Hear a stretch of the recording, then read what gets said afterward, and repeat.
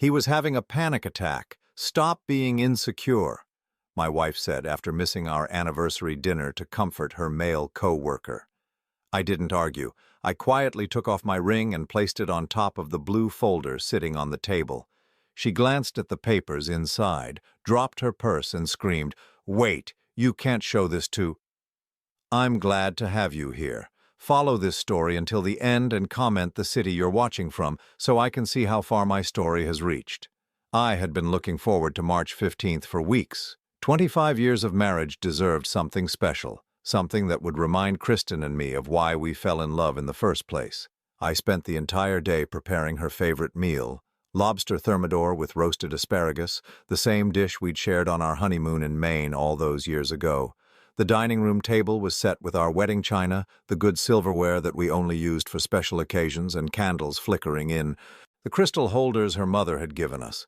I'd even managed to find a bottle of the same wine we'd opened on our wedding night, though it had cost me nearly $200 to track down a vintage from 1997. By 6:30, everything was perfect. The lobster was staying warm in the oven, the asparagus was ready to be plated, and I was wearing the navy suit Kristen had always said brought out my eyes.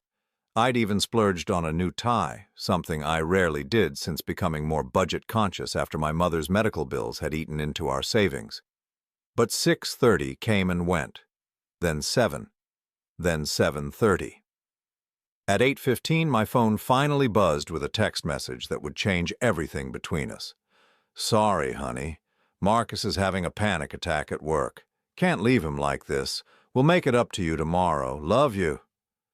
I stared at the message for a long time, my thumb hovering over the keyboard as I tried to formulate a response that wouldn't sound bitter or disappointed.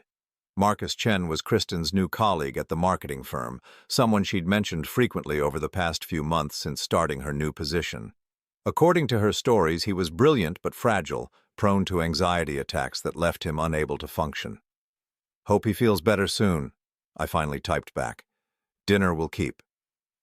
But as I sat there in my expensive suit, looking at the elaborate meal I'd spent hours preparing, something inside me felt different.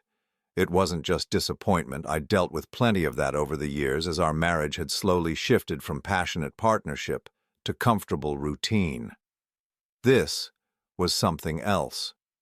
Something that felt like awakening from a long sleep. Kristen didn't come home until nearly midnight. I was in bed pretending to read when I heard her key in the lock. She moved quietly through the house, and when she finally slipped into our bedroom, I caught a whiff of something that made my stomach clench. Cologne. Expensive cologne that definitely wasn't mine. "How's Marcus?" I asked softly, not looking up from my book. She froze for just a moment before continuing to undress. "Better, thankfully. It was really scary for a while there. I couldn't just abandon him when he was in that state." "Of course not," I said, finally meeting her eyes. In the dim light from my reading lamp, I could see that her makeup was slightly smudged, her hair not quite as perfect as it had been when she left for work that morning, but it was her expression that caught my attention, the way her eyes darted away from mine just a fraction too quickly. "I'm sorry about dinner, Tim. I know you worked hard on it." "It's fine," I lied. "We can celebrate this weekend." She smiled, but it didn't reach her eyes. "You're the best husband in the world, you know that?" As she headed to the bathroom to wash her face, I found myself staring at the ceiling, my mind racing. 25 years of marriage had taught me to read Kristen's moods, her expressions, her tells, and everything about tonight felt wrong. The next morning, I woke up early and reheated the lobster for breakfast, eating alone while Kristen slept in.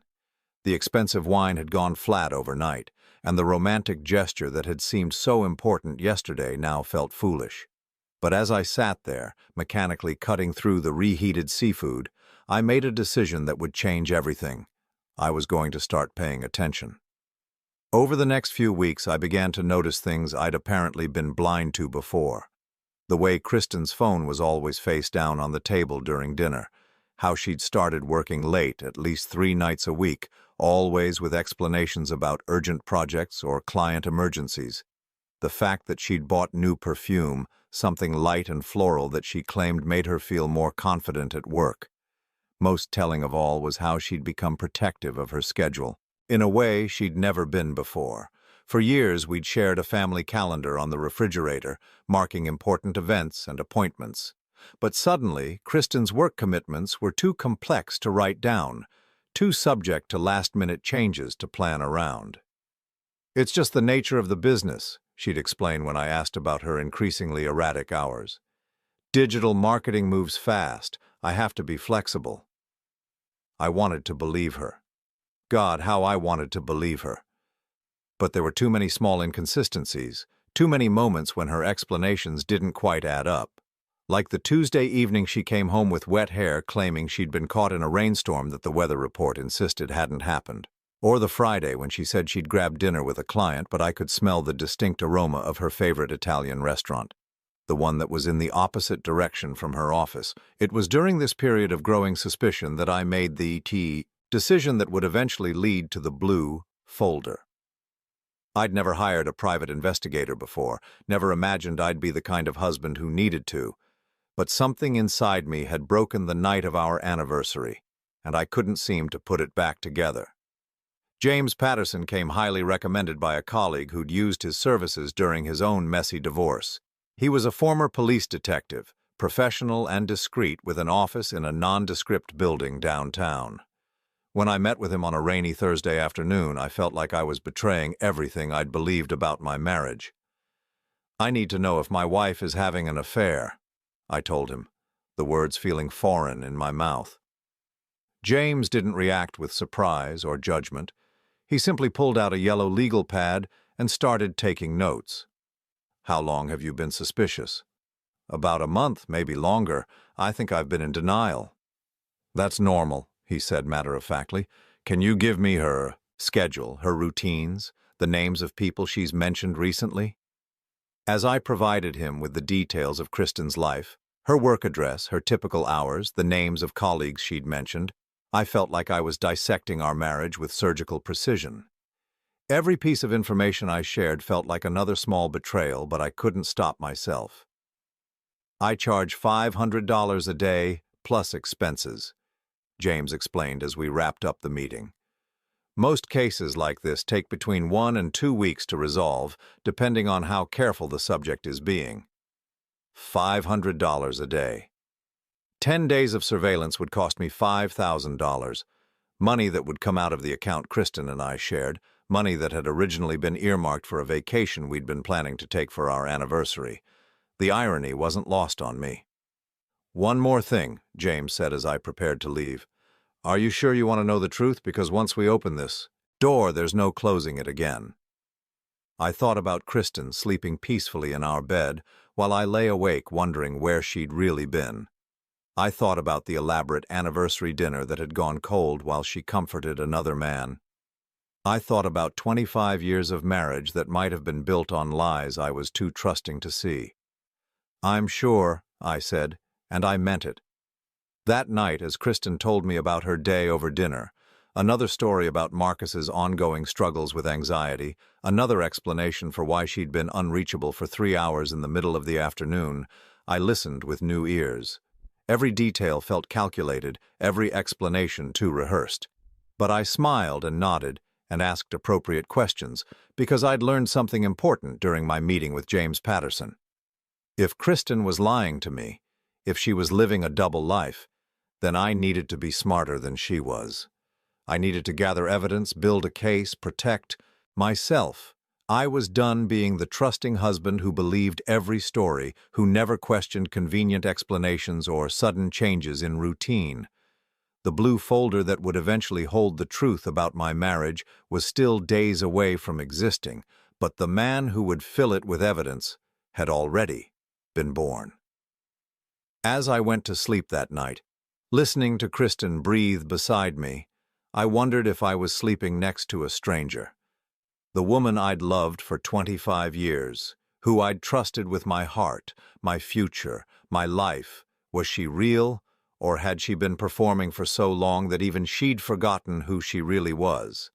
I would have my answer soon enough. James Patterson would make sure of that. But first, I had to survive the next week of pretending everything was normal, of playing the role of the oblivious husband while my world quietly crumbled around me. It was going to be the longest week of my life. The waiting was the hardest part. For 5 days after hiring James Patterson, I went through the motions of normal life while my stomach churned with anticipation and dread.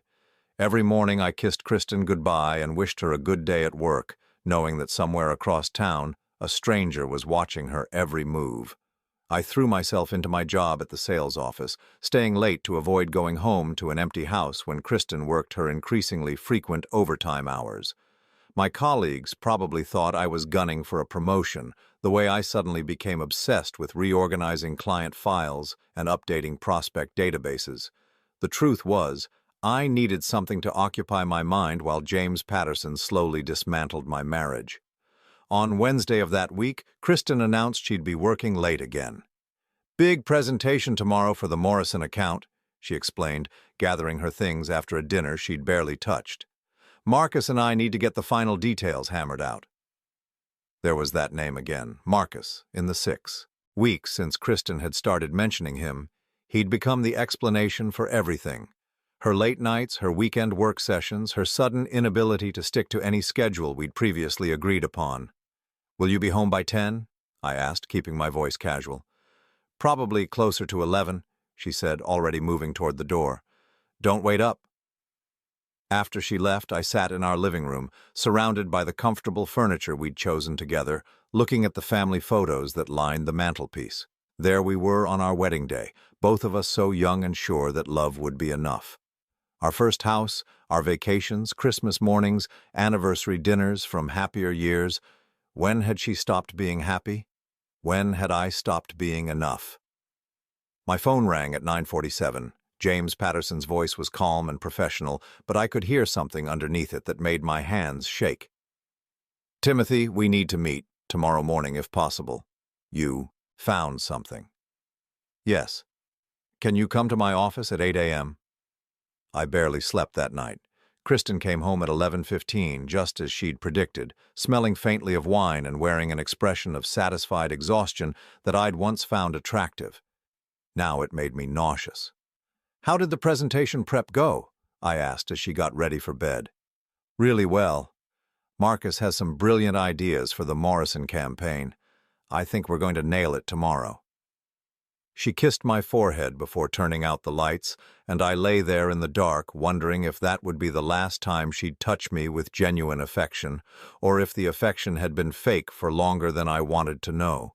James Patterson's office felt different the next morning. The same sparse furniture, the same motivational posters on the walls, but now there was a manila envelope sitting on his desk that seemed to pulse with dangerous energy.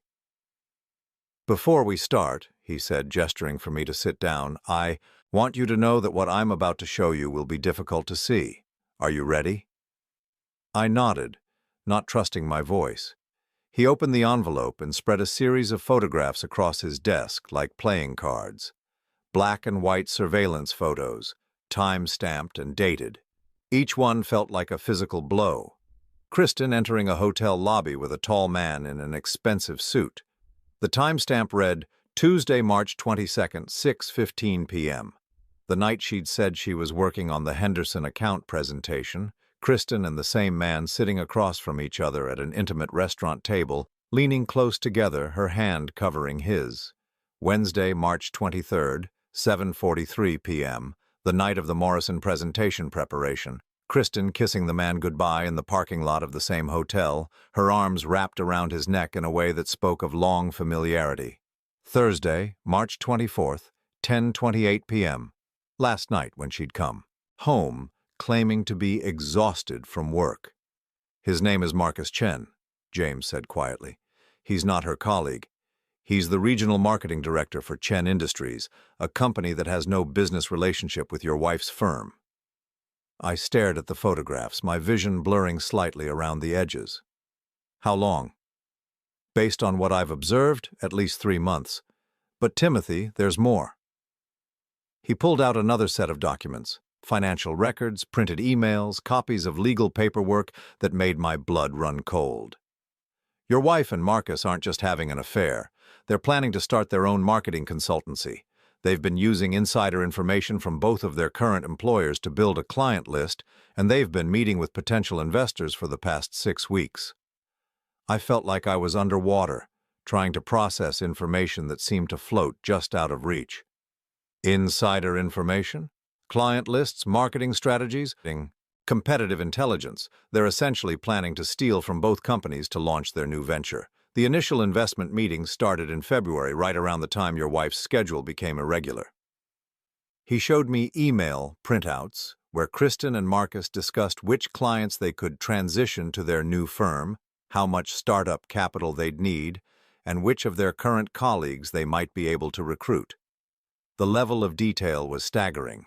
They'd been planning this for months, maybe longer. But it was the last document that truly broke my heart. A handwritten note in Kristen's familiar script, apparently scanned and emailed to Marcus. Can't wait to finally be free to build something real with you. 25 years is long enough to waste on someone who doesn't understand ambition. Timothy will never know what hit him. I set the note down with hands that had started trembling. James was talking, explaining how he'd obtained the information, outlining the legal implications of what Kristen and Marcus were planning, but his words sounded distant and muffled. 25 years is long enough to waste on someone who doesn't understand ambition. She hadn't just fallen out of love with me. She'd grown to despise me, to see our entire marriage as a waste of time, an obstacle to overcome on her way to whatever she thought she deserved. Timothy. James's voice cut through my spiral of thoughts. Are you all right? I looked up at him, this stranger who now knew more about my marriage than I did.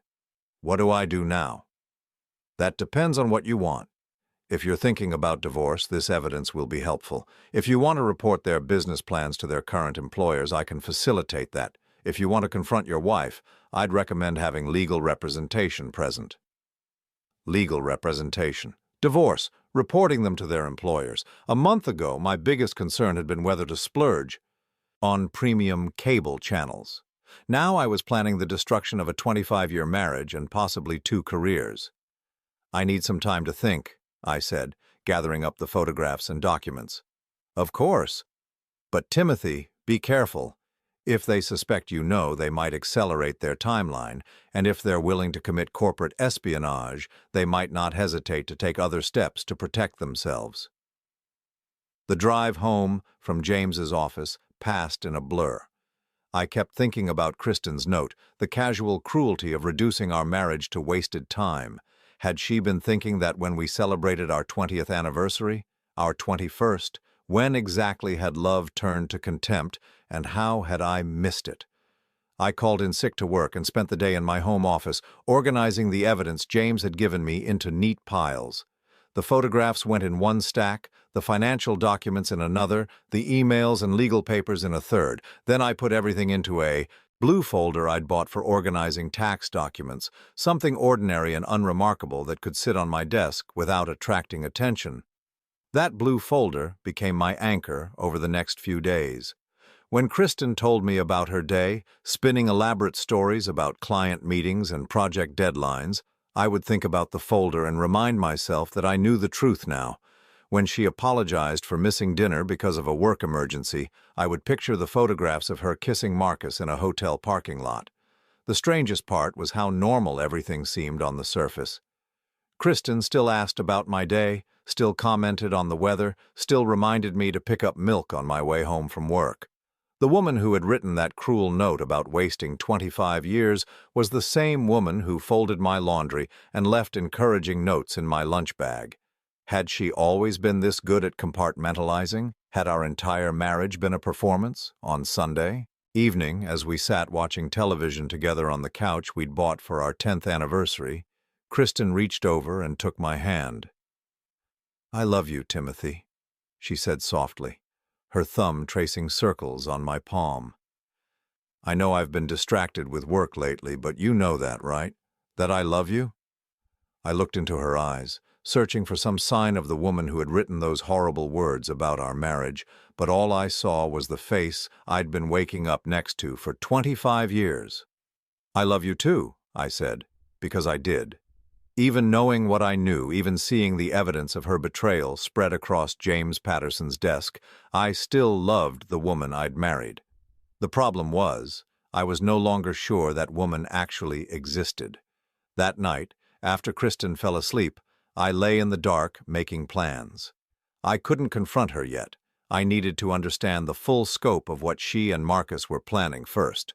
But I also couldn't continue pretending that everything was normal while she systematically destroyed our life together.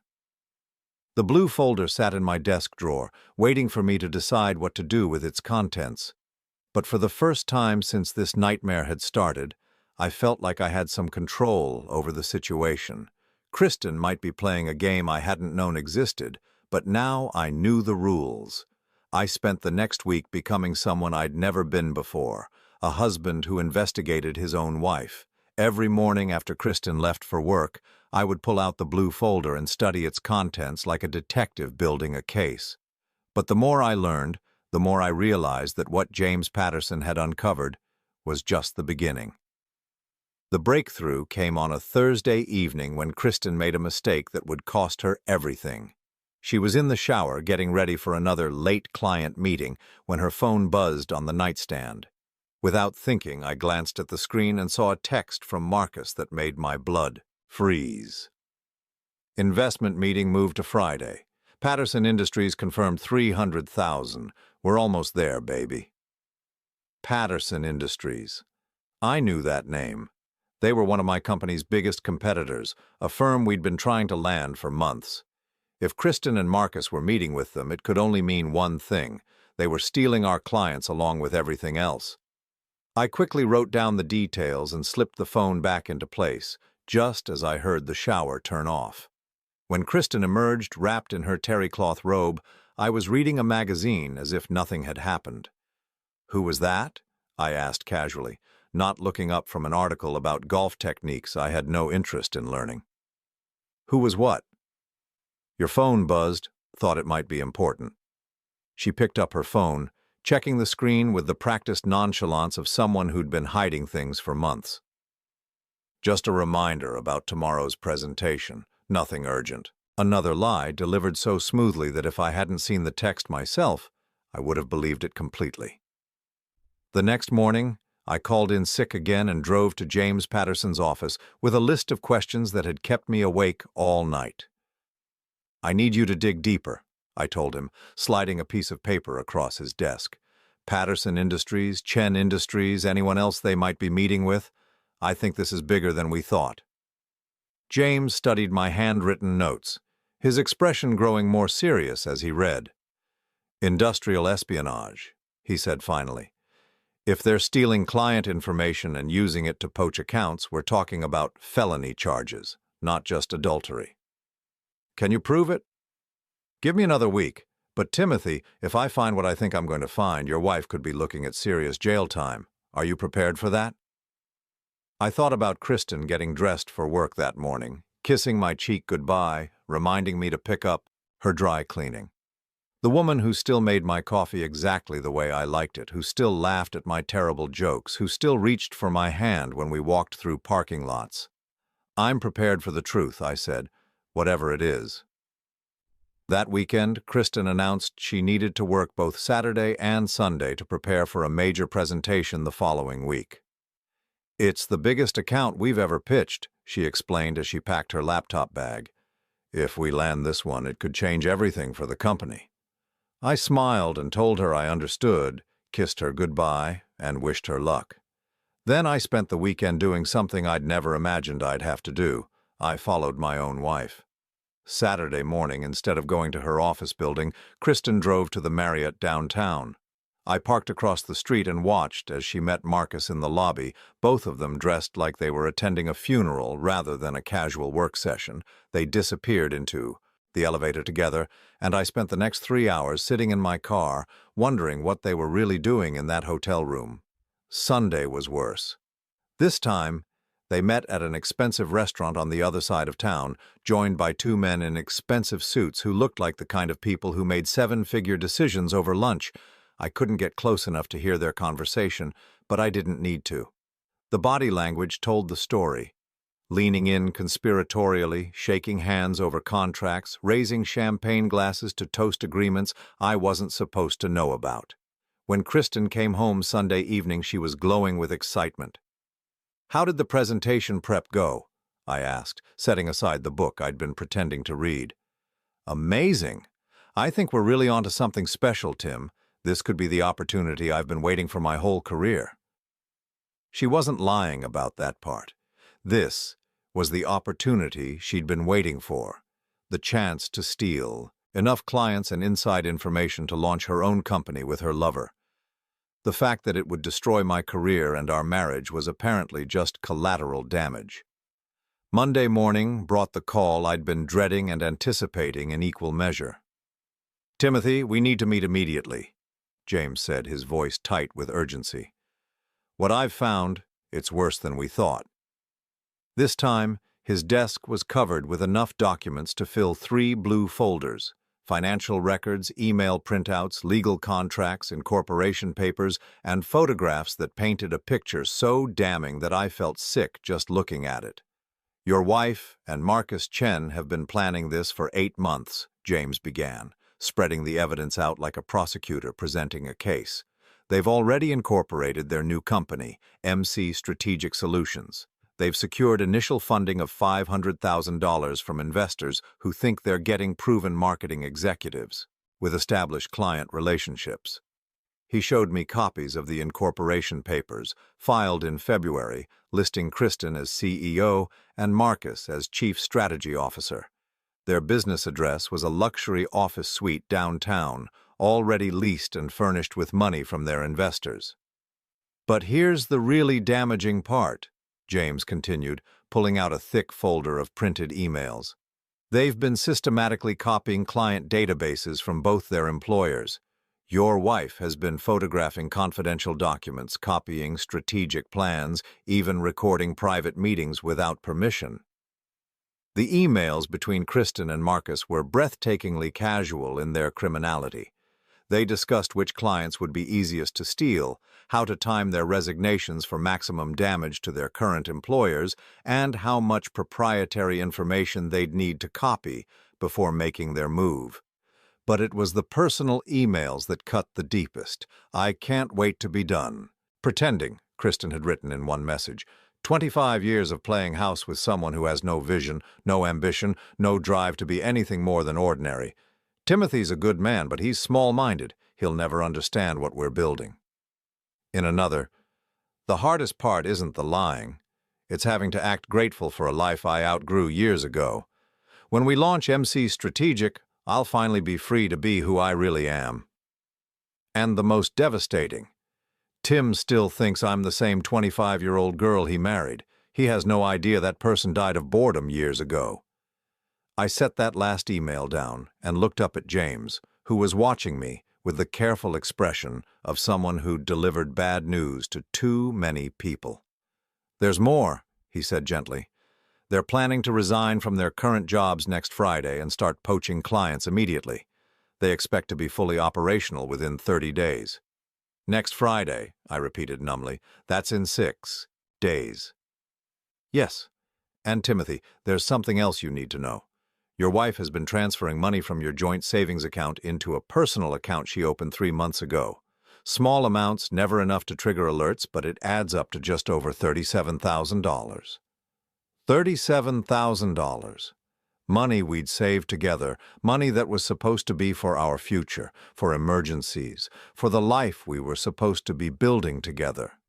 She'd been stealing from me to fund her escape plan. I thought about all the times she'd suggested we should be more careful with money, all the small economies she'd proposed over the past few months. No wonder she'd been so concerned about our budget. She was secretly draining our savings to finance her new life with Marcus." "What are my options?" I asked, my voice sounding distant to my own ears. "Legally, you have several courses of action. You can report the corporate espionage to both employers. They'll likely face criminal charges. You can freeze your joint accounts to prevent further theft.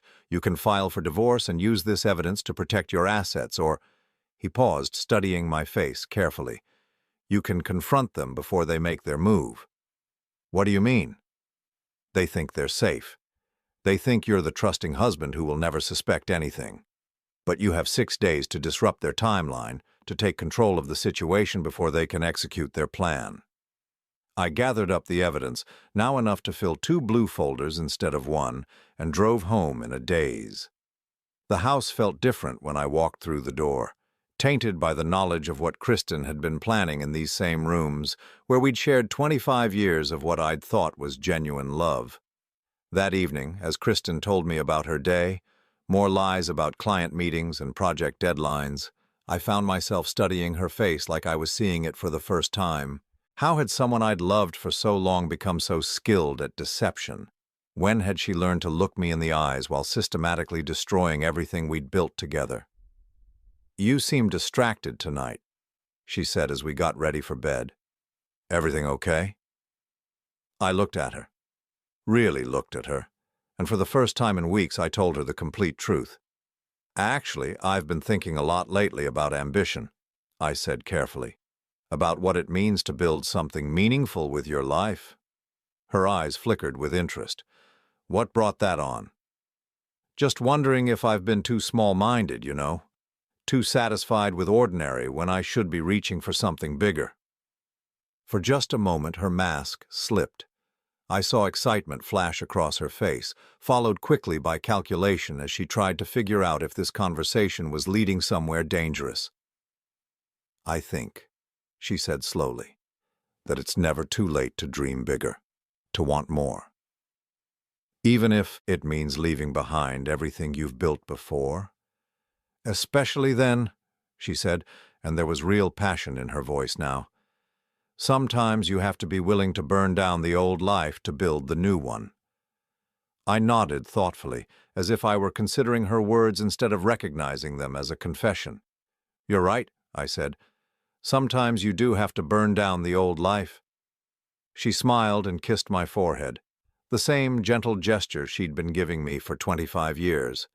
But now I understood what I was really seeing, the kiss of Judas, delivered with practiced tenderness by someone who'd already decided I was expendable. As she drifted off to sleep beside me, I lay in the dark, making plans of my own. Kristen thought she was 6 days away from freedom, from finally escaping the small-minded husband who'd never understood her ambition. She was wrong about a lot of things, but she was especially wrong about that timeline. Her old life was going to burn down much sooner than she expected. The thing about living with a master manipulator is that once you recognize the techniques, you start to see them everywhere. Over the next few days, as I waited for the right moment to act, I watched Kristen deploy every psychological weapon in her arsenal with the precision of a surgeon. It started Tuesday morning when I mentioned casually that I'd been thinking about our future. "Oh," she said, not looking up from her coffee. But I could see the tension in her shoulders, the way her grip tightened slightly on her mug. "Yeah, just wondering if we should be more adventurous, maybe make some big changes." She set down her coffee and turned to face me, her expression carefully neutral. "What kind of changes?" "I don't know. Career moves, maybe. Life moves. Sometimes I feel like we've gotten stuck in a routine." For the next 20 minutes, Kristen gave me a masterclass in psychological manipulation. She started with validation, telling me how proud she was that I was finally thinking about growth, how she'd been hoping I'd develop more ambition. Then came the subtle undermining. Questions about whether I was really ready for big changes, whether I had the skills to compete in today's marketplace, whether I might be having some kind of midlife crisis. "I just want to make sure you're thinking clearly about this," she said, reaching across the table to squeeze my hand. "You've been so comfortable in your current position for so long. Sometimes when people start talking about dramatic changes, it's because they're feeling insecure about something else." Insecure. The word hung in the air between us like a slap. She was already laying the groundwork for her eventual exit, planting seeds that would let her paint me as the unstable one when she finally left. "You might be right," I said, playing my part. "Maybe I'm just going through a phase." "That's what I love about you, Tim," she said, her smile warm and patronizing. "You're so self-aware, so willing to listen to reason." That afternoon, I met with my lawyer for the first time. Sarah Mitchell was a family law attorney who came recommended by James Patterson, someone who specialized in high-asset divorces involving corporate malfeasance. Her office was decorated in soothing blues and grays, designed to make people going through the worst moments of their lives feel slightly more human. "This is quite a case," she said after reviewing the evidence I'd brought. "Corporate espionage, theft, fraud. Your wife and her partner have exposed themselves to both criminal and civil liability. What's my best move? From a legal standpoint, you want to act before they do. File for divorce, freeze the joint accounts, report the corporate theft to their employers, strike hard and fast before they have time to hide assets or destroy evidence." "And from a personal standpoint?" Sarah leaned back in her chair, studying me with the careful attention of someone who'd seen every variation of human betrayal. "That depends on what you want. Justice, revenge, a clean break, or are you still hoping to save the marriage?" I thought about Kristen's performance that morning, the way she'd managed to make me question my own sanity while simultaneously planning to destroy my life. "I want her to understand that actions have consequences," I said finally. "I want her to realize that she misjudged me." "Then timing is everything. You need to confront her when she's most vulnerable, when she thinks she's safest. People like your wife, they're most dangerous when they're cornered, but they're most honest when they think they've already won." That evening, Kristen came home with Chinese takeout and a bottle of wine, more affectionate than she'd been in months. She curled up next to me on the couch, her head on my shoulder, talking about her day in the kind of intimate detail she usually reserved for special occasions. "I've been thinking about what you said this morning," she murmured, her fingers tracing circles on my chest. "About making changes, being more adventurous. Yeah?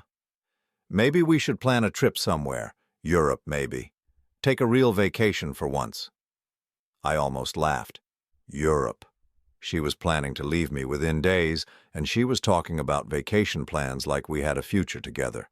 It was either the cruelest manipulation I'd ever experienced, or she was so deep in her double life that she'd lost track of which version of herself she was supposed to be.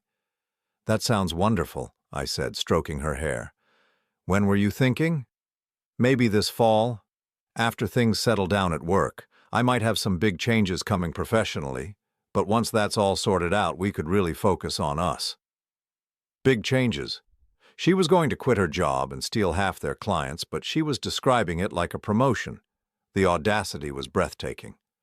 "What kind of changes?" I asked, keeping my voice casual. She pulled back to look at me, and for a moment I saw something genuine in her expression. Excitement mixed with fear, like a child about to confess to something she knew was wrong but couldn't resist doing anyway. "I can't talk about it yet," she said finally. "But Tim, it could change everything for us, everything." She wasn't wrong about that.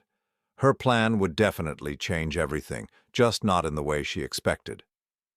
The next morning brought another revelation. While Kristen was in the shower, her phone rang with a call from someone listed as Dr. Matthews. I didn't answer, but I did notice that it was the third call from the same number in 2 days. When she came out of the bathroom, toweling her hair, I mentioned the calls casually. "Oh, that's probably about my appointment next week," she said, but I caught the slight hesitation before she answered. "Everything okay? You didn't mention any appointments." "Just routine stuff. You know how doctors are, they want to follow up on everything." Another lie, delivered with the same practiced smoothness. But this one felt different, heavier somehow. I added it to my mental list of things to investigate, another thread in the web of deception she'd been weaving around our marriage. That afternoon, while Kristen was at her client meeting, which I now knew was actually a planning session with Marcus and their investors, I called Dr. Matthews' office. "I'm calling about my wife's upcoming appointment," I told the receptionist. "Kristen Henderson? I wanted to confirm the time." "Let me check. I'm sorry, sir, but I don't show any appointments for a Kristen Henderson. Are you sure you have the right office? This is Dr. Matthews' office, right? Internal medicine? No, sir. This is Dr. Matthews' fertility clinic. The phone slipped in my hand. Fertility clinic. Kristen was 50 years old, and we'd never discussed having children. We'd never even discussed the possibility of having children. But she was calling a fertility clinic while planning to leave me for another man. The implications hit me like a physical blow. She wasn't just planning to steal my clients and my money, she was planning to have Marcus's baby. They weren't just starting a business together, they were starting a whole new life, complete with the family we'd never had. I hung up the phone and sat in my car in the parking lot of an office building downtown, staring at nothing while my mind raced. 25 years of marriage, and she'd never once suggested that she might want children. But apparently, with the right man, the ambitious man, the man who understood her vision, she was ready to become a mother. It was the final piece of evidence I needed to understand exactly how expendable I'd become in her new life plan. I wasn't just the boring husband she'd outgrown, I was the obstacle preventing her from having everything she'd ever really wanted. That night I made my decision. Tomorrow was Thursday, exactly 1 week before Kristen and Marcus planned to resign from their jobs and launch their new company. It was time to show them both that they'd underestimated the small-minded husband who supposedly lacked vision and ambition. But first, I had one more performance to give. As Kristen got ready for bed, chatting about her fictional day at the office, I played the role of the trusting husband one last time. "I love you," I told her as she settled in beside me, and I meant it. I loved the woman I'd married, the woman I'd thought I'd been living with for 25 years. The fact that she might never have actually existed didn't change how I felt about her. "I love you too," she said, kissing my cheek with the same tenderness she'd always shown. "More than you know." More than I knew. She was right about that too. I hadn't known about Marcus, about the business plan, about the stolen money, about the fertility clinic, about any of it. I'd been living in a fantasy while she'd been planning her escape. But as I lay there listening to her breathe in the darkness, I felt something I hadn't expected. Relief. For months I'd been questioning my instincts, wondering if I was being paranoid or jealous or small-minded. Now I knew the truth. My instincts had been right all along. I wasn't crazy and I wasn't insecure. I was married to a stranger who'd been playing a 25-year con game, and tomorrow I was going to end it. The blue folders in my desk drawer contained enough evidence to destroy 2 careers and send 2 people to prison. But more importantly, they contained something I'd been missing for months: the truth about my own life. Tomorrow, Kristen was going to discover that the small-minded husband she'd been manipulating for months had been building a case against her with the same methodical attention to detail that had made me successful in business. She was going to learn that underestimating someone for 25 years doesn't make them weak, it makes them invisible until the moment they choose to be seen. And when that moment came, she was going to realize that she'd made the biggest mistake of her carefully planned life. She'd betrayed the wrong man. Thursday morning arrived with unseasonable warmth for April, the kind of spring day that usually filled me with optimism about the future. But as I sat at our kitchen table watching Kristen prepare for what she thought was just another day of deception, I felt nothing but cold determination. She was humming while she made coffee, the same unconscious melody she'd been humming for weeks. Now I understood why. It was probably a song Marcus had introduced her to, another small intimacy they shared that had nothing to do with our marriage. "You're up early," she said, noticing I was already dressed in my best suit. "Big day at work," I replied, which wasn't entirely a lie. "Important presentation." She smiled and kissed my cheek, the same gesture she'd given me thousands of times before. But this morning I noticed how quickly she pulled away, how her attention was already somewhere else. "I'll probably be late again tonight," she said, gathering her things. "The Morrison account needs some last-minute adjustments." Morrison account. Even now, with everything I knew, she was still lying about details that didn't matter. It was like a compulsion with her, an inability to tell the truth even when a simple "I'll be late" would have sufficed. Of course, I said. I understand. After she left, I sat in the quiet kitchen for a few more minutes, gathering my resolve. Then I went to my desk and pulled out both blue folders, their contents now organized with the precision of a legal brief. Every photograph, every document, every piece of evidence had been cataloged and cross-referenced. Sarah Mitchell had helped me prepare a timeline that would make the scope of Kristen's deception impossible to deny. My first stop was Kristen's office. I'd never visited her new workplace before. She'd always discouraged it, claiming her boss was strict about personal visits. Now I understood the real reason. The building was exactly the kind of sleek, modern space that would appeal to someone planning to steal proprietary information. Glass walls, open floor plans, workstations where it would be easy to photograph documents without being noticed. The receptionist looked surprised when I introduced myself as Kristen Henderson's husband. "Oh, I didn't realize Kristen was married," she said, checking her computer screen. "Are you here to see her? Because she's not in today. She called in sick this morning." Sick? Of course she had. She was probably across town right now, meeting with Marcus to finalize the details of their resignation letters. "Actually, I was hoping to speak with her supervisor," I said. "It's about a security matter." 20 minutes later, I was sitting across from David Walsh, Kristen's department head, watching his expression change from confusion to alarm as I spread the contents of my blue folders across his conference table. "This is quite serious," he said, studying the photographs of Kristen and Marcus at their clandestine meetings. "If she's been copying client information." "She has," I said, showing him the printed emails where she and Marcus discussed which accounts they planned to steal. "They've been planning this for months.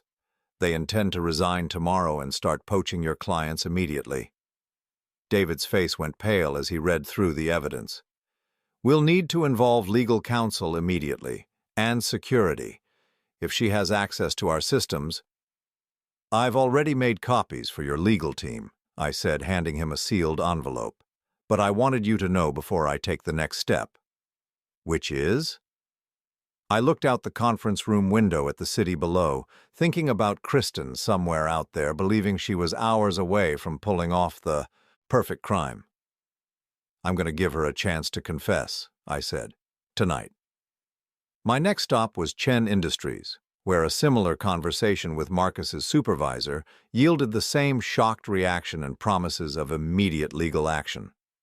By noon, both companies had frozen access to their systems for both Kristen and Marcus, changed passwords, and begun internal investigations that would ultimately lead to criminal charges.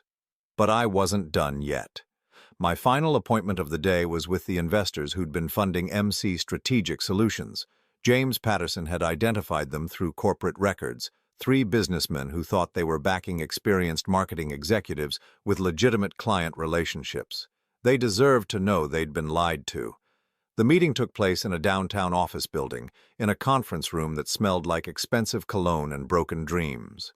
When I finished presenting my evidence, the lead investor, a man named Robert Kim, sat back in his chair and let out a long, slow whistle. $500,000, he said quietly.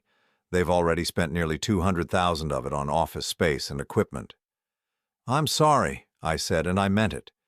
These men had been victims of Kristen's scheme just as much as I had. "Don't be sorry," Robert said, his voice hardening. "Be thorough. We want every dollar back, plus damages. Your wife and her partner are going to learn what happens when you steal from people who have lawyers on retainer." That evening I went home and prepared for the most important performance of my life. I set the dining room table with our wedding china, lit candles, opened a bottle of wine. To anyone watching, it would look like I was planning a romantic dinner. But the blue folders were waiting in my study, along with the divorce papers Sarah Mitchell had prepared that afternoon. Kristen came home at 7:30, looking flustered and distracted. She barely noticed the elaborate table setting as she hurried toward the stairs. "Sorry, Tim. I need to shower and change. Long day." "Wait," I said, my voice calm but firm. "We need to talk." Something in my tone made her stop and turn around. For the first time in months, I had her complete attention. "Is everything all right?" she asked, and I heard genuine concern in her voice. She still cared about me, in whatever way she was capable of caring about anyone. "Sit down," I said, gesturing to the dining room table. "Please." She moved slowly, her eyes darting around the room as if looking for escape routes. When she saw the blue folders sitting beside my place setting, her face went very pale. "Tim, what's going on?" I poured myself a glass of wine with steady hands, then looked across the table at the woman I'd loved for 25 years. "I know about Marcus," I said simply. The effect was immediate and devastating. Kristen's carefully maintained composure cracked like thin ice, and I saw raw fear flash across her features before she tried to pull herself together. "I don't know what you mean." "I know about the affair. I know about MC Strategic Solutions. I know about the stolen client lists, the fraudulent investor meetings, the money you've been taking from our savings account." I opened the first blue folder and pulled out the photograph of her kissing Marcus in the hotel parking lot. "I know about the fertility clinic." That last detail hit her like a physical blow. She actually flinched, her hand moving instinctively to her stomach, in a gesture that told me everything I needed to know. "You're pregnant," I said. Not a question, but a statement of fact. Tears started streaming down her face, but she still didn't speak. She just stared at the photograph as if it were a snake that might bite her. "How long?" I asked. 6 weeks, she whispered. 6 weeks. While she'd been lying to my face every day, while she'd been stealing from me and planning to destroy my career, she'd been carrying another man's child.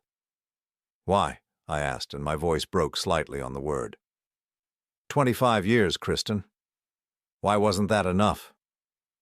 She looked up at me then, and for the first time in months I saw the real woman underneath the performance. She was terrified, desperate, and completely trapped. "Because I was dying," she said, her voice barely audible. "Every day in this house, in this life, I felt like I was disappearing. You're a good man, Tim, but you never wanted more than this. You never wanted to build something bigger, to take risks, to really live. So you decided to steal and lie and destroy everything we built together?" "I decided to save myself," she said, anger finally breaking through the fear. "I'm 50 years old. This was my last chance to have the life I actually wanted instead of the one I settled for." Settled for. There it was. The truth I'd been afraid to hear. Our entire marriage had been her settling for less than what she thought she deserved. I opened the second blue folder and spread its contents across the table. Bank records showing her theft, emails detailing the corporate espionage, legal documents proving the fraud. Her face went whiter with each piece of evidence.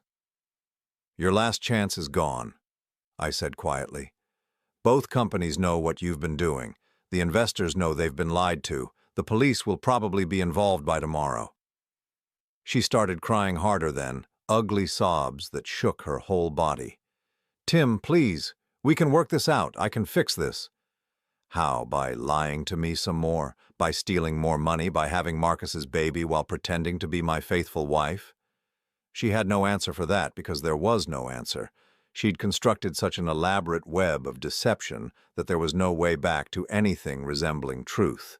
I pulled out the divorce papers and set them beside the evidence. "I've filed for divorce," I said. "I've frozen our joint accounts to prevent any more theft. I've reported the corporate espionage to both your employers, and I've provided evidence of fraud to the investors you've been deceiving." She stared at the papers, her hands shaking too badly to pick them up.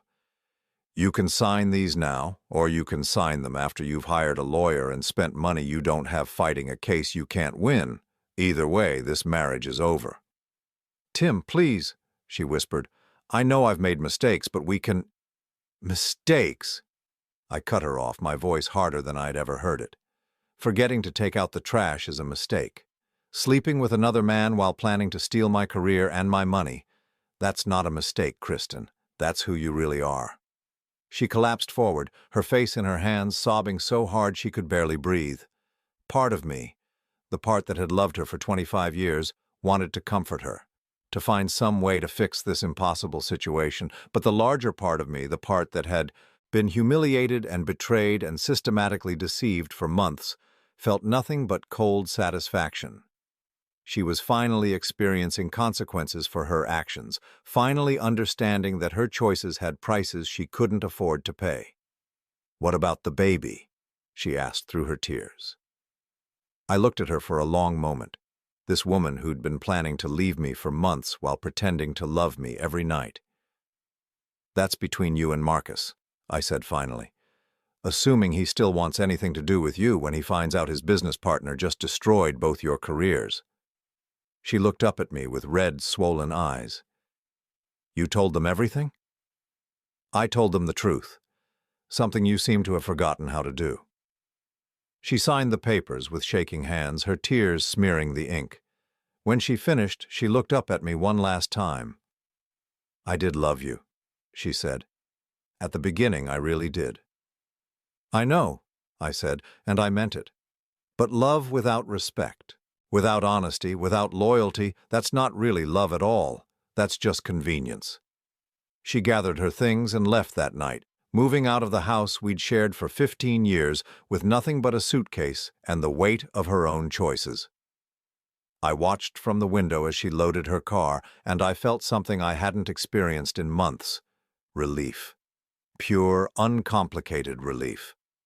For the first time since our anniversary dinner had been ruined by her lies, I was alone in my own house without having to wonder who she was really with or what she was really planning. The uncertainty was over. The deception was finished. The blue folders sat empty on the dining room table, their contents now in the hands of lawyers and investigators who would ensure that justice was served. But their real purpose had already been fulfilled. They had given me back the truth about my own life.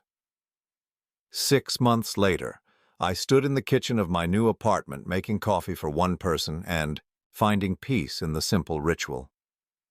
The morning sun streamed through windows that looked out over a small garden instead of the suburban street where Kristen and I had lived our complicated life. Everything here was mine, chosen by me, arranged by me, paid for with money that belonged only to me. The aftermath of that night had unfolded exactly as I'd expected, though with more drama than I'd anticipated. Kristen and Marcus had both been arrested within a week, charged with corporate espionage, fraud, and theft. The investors had sued for recovery of their funds plus damages. Both companies had fired them immediately and were pursuing their own legal remedies. Marcus, it turned out, was less committed to their grand romance when it came with criminal charges attached. He'd tried to pin the entire scheme on Kristen, claiming she'd manipulated him into participating. The courts hadn't believed him, but the betrayal had shattered whatever illusions Kristen still held about their future together. She'd called me once about 3 months after everything collapsed, sobbing into the phone about how she'd lost everything: her job, her freedom, her lover, and the baby she'd miscarried during the stress of the legal proceedings. "I'm sorry," she'd whispered through her tears. "Tim, I'm so sorry for everything." I'd listened to her cry for nearly 10 minutes before responding, not because I was cruel, but because I was trying to find some emotion other than pity for this woman who'd once been the center of my world. "I'm sorry too," I'd said finally. "Sorry that you thought so little of me, and of yourself, that you believed this was your only option." That had been our last conversation. The divorce was finalized 2 weeks later, and I'd signed the papers with the same sense of relief I'd felt that first night. Some chapters of life end with dramatic confrontations, but others simply close with the quiet sound of a pen on paper. Now, as I sat in my small dining room reading the morning news over breakfast, I reflected on how different my life looked than it had a year ago. The house was gone, sold to cover Kristen's legal fees and restitution payments. Most of our shared possessions had been divided or sold. But everything I'd kept felt essential, purposeful, free of the complicated history that had weighed down our shared life. My career had actually improved in ways I'd never expected. Word of how I'd handled the corporate espionage situation had spread through our industry, earning me a reputation for integrity and thoroughness that had led to a promotion and a significant raise. The betrayal that was supposed to destroy my professional life had instead enhanced it. More importantly, I'd discovered something about myself during those months of investigation and confrontation. I wasn't the passive, unambitious man Kristen had described in her emails. I was methodical, strategic, and capable of making difficult decisions when the situation required it. I simply chose my battles carefully. The doorbell interrupted my thoughts. When I opened it, I found Sarah Mitchell holding a bottle of champagne and wearing the satisfied expression of a lawyer who'd just won a significant case. "It's over," she said, stepping into my apartment. "Kristen pled guilty to all charges this morning, 18 months in minimum security prison, 5 years probation, and full restitution to all parties. Marcus got 2 years since the judge wasn't impressed with his attempt to blame everything on your ex-wife."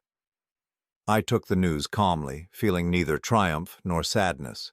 Justice had been served, but it felt more like the completion of a necessary process than a cause for celebration.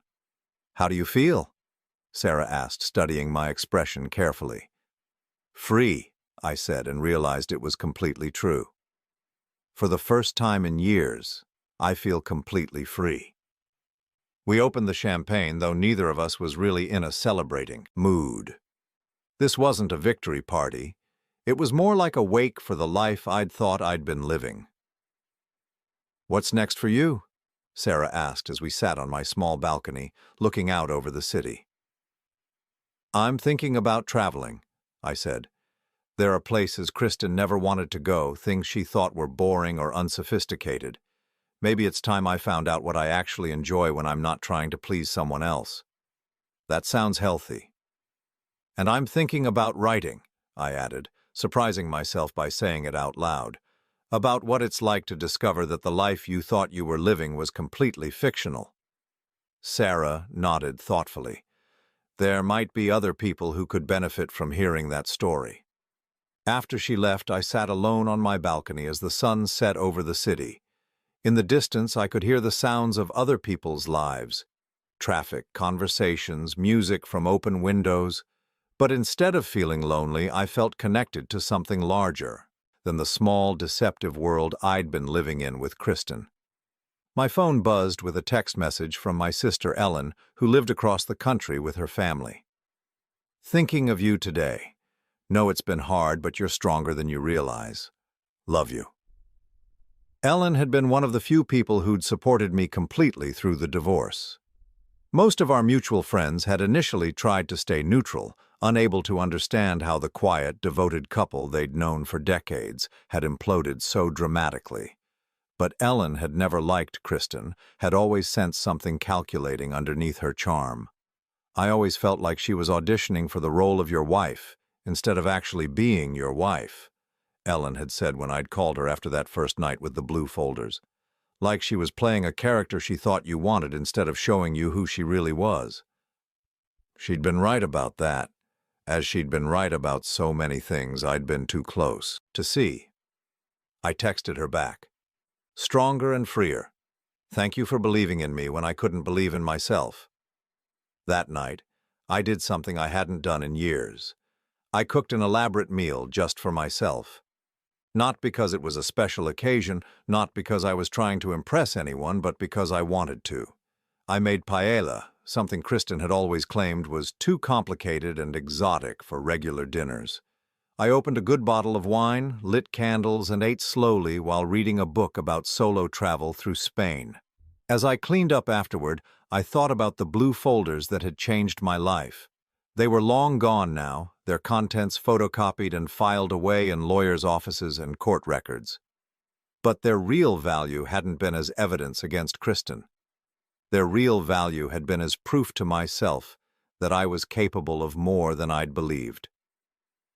I'd spent 25 years trying to be the husband I thought Kristen wanted, accommodating her moods, supporting her dreams, believing that love meant making myself smaller so she could feel larger. But that hadn't been love. It had been fear. Fear of losing her, fear of being alone, fear of discovering that I might not be enough for someone I thought was extraordinary. Now I understood that the extraordinary thing wasn't Kristen's ambition or intelligence or charm.